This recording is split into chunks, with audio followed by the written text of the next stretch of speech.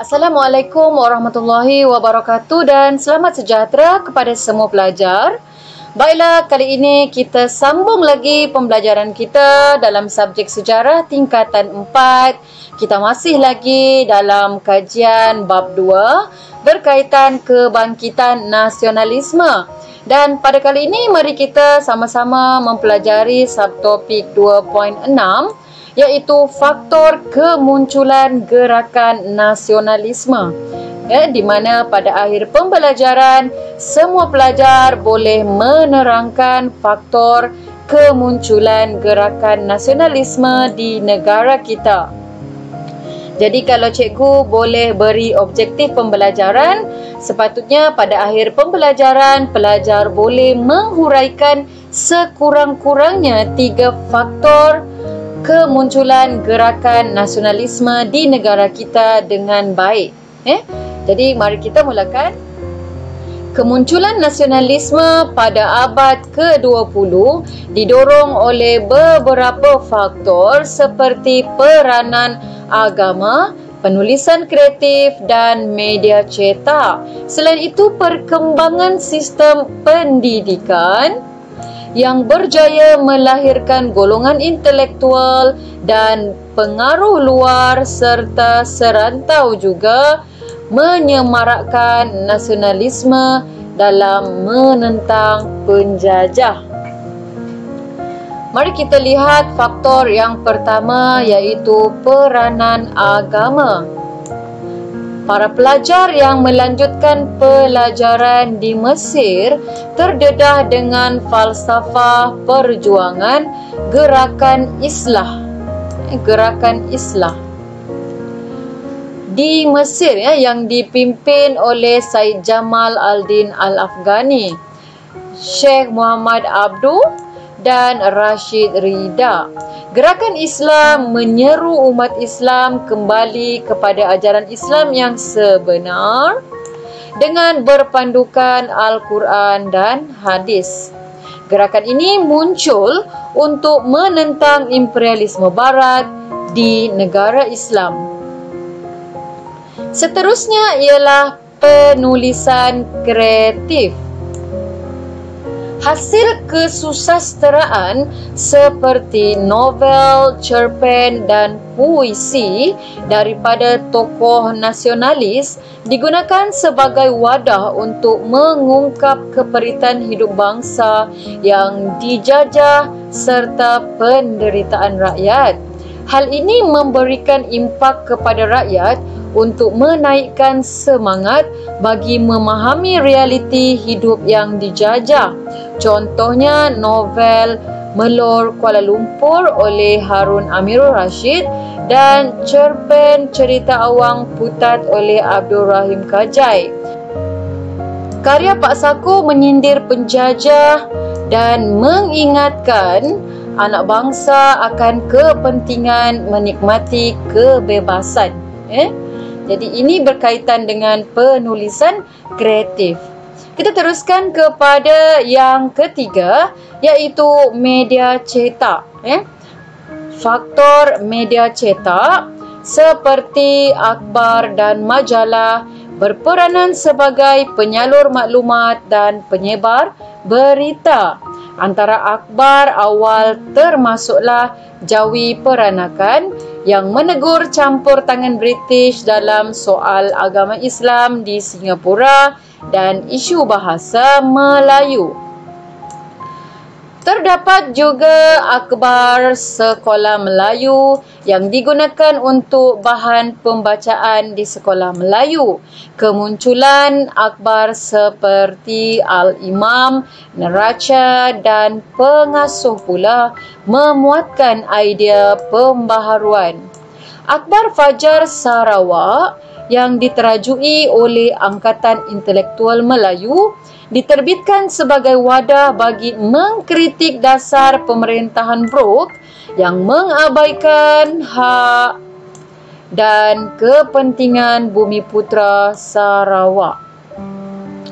Baik, kita teruskan kepada faktor yang keempat iaitu sistem pendidikan. Pendidikan moden Islam melalui penubuhan madrasah telah meniupkan semangat baharu dalam kalangan pelajar pada awal abad ke-20. Antaranya termasuklah Madrasah Al-Atas di Johor Bahru pada tahun 1914, diikuti oleh Madrasah Al-Masyur di Pulau Pinang pada tahun 1916 dan Madrasah Al-Idrisiyah di Kuala Kangsar pada tahun 1926. Institusi ini menerima idea nasionalisme melalui kunjungan para ulama kaum muda dari Sumatera Barat dan pulangnya pelajar dari Mesir yang menyebarkan idea kemajuan dan pemodenan kepada masyarakat.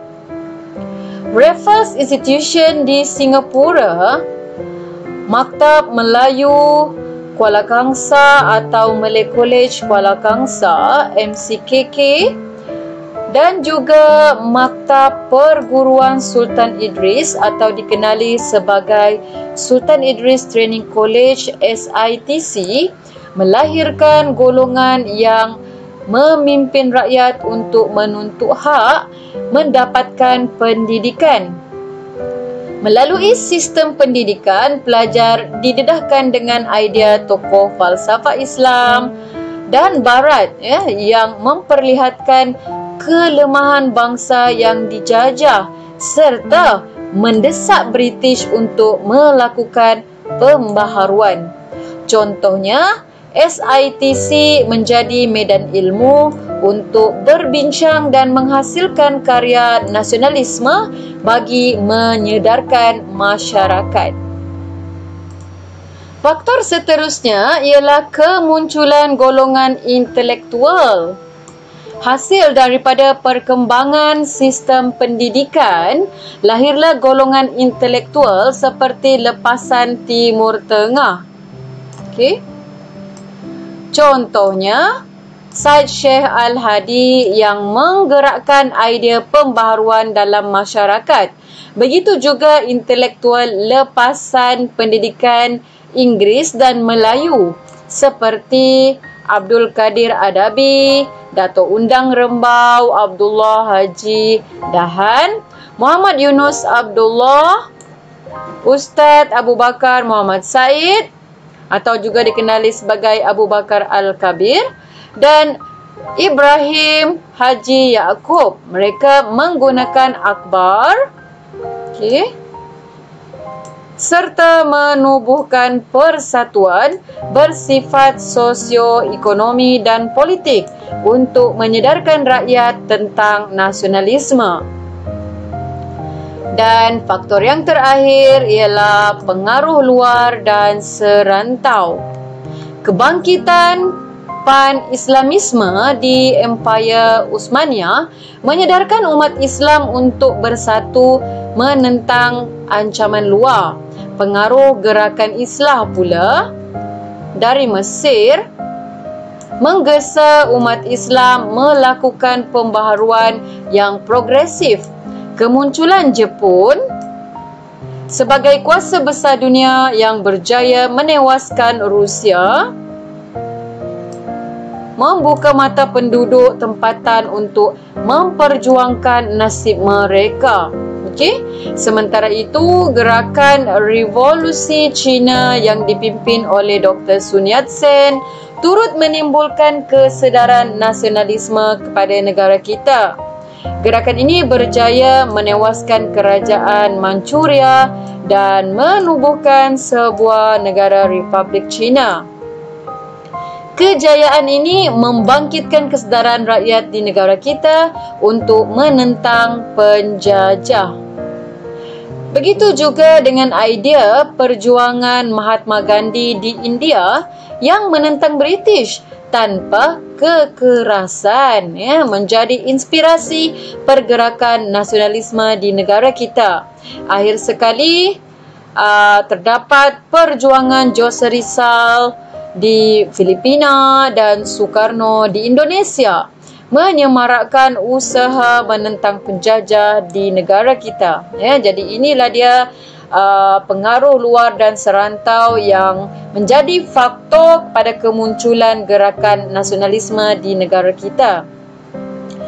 Jadi sebelum cikgu menutup subtopik ini, di sini kita ada cikgu akan menomborkan berapakah faktor kemunculan yang terdapat di dalam buku teks kita yang pertama ialah peranan agama, yang kedua penulisan kreatif, yang ketiga media cetak, yang keempat peranan pendidikan, yang kelima kemunculan golongan intelektual, dan yang keenam adalah pengaruh luar dan serantau. Jadi daripada 6 faktor ini, pelajar sekurang-kurangnya boleh menghuraikan 3 faktor kemunculan gerakan nasionalisme di negara kita dengan baik. Sekurang-kurangnya 3 faktor. Baik, sebagai penutup, perkembangan yang berlaku akibat pengaruh dalaman dan luaran telah menyemarakkan pergerakan nasionalisme di negara kita. Kesannya, lahirlah golongan intelektual yang berjuang melalui organisasi, penulisan kreatif dan penubuhan persatuan bagi mendaulatkan negara. Baik, itu sahaja untuk pembelajaran kita pada kali ini, iaitu berkaitan dengan faktor kemunculan gerakan nasionalisme. InsyaAllah kita akan bertemu lagi untuk subtopik yang seterusnya. Sekian, terima kasih.